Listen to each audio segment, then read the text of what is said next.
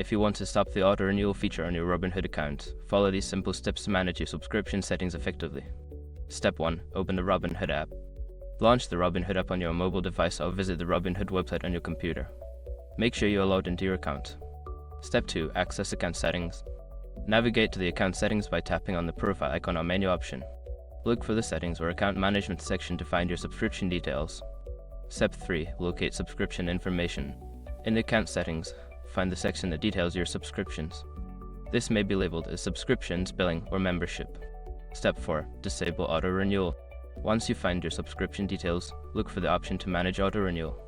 Toggle the setting to disable auto-renewal for your subscription. Step 5. Confirm changes. After disabling auto-renewal, make sure to confirm any prompts that appear to save your changes. Check your subscription status to ensure that auto-renewal is turned off. By following these steps, you can successfully start the auto-renewal on your Robinhood account. If you have any further questions, consider reaching out to Robinhood support for assistance.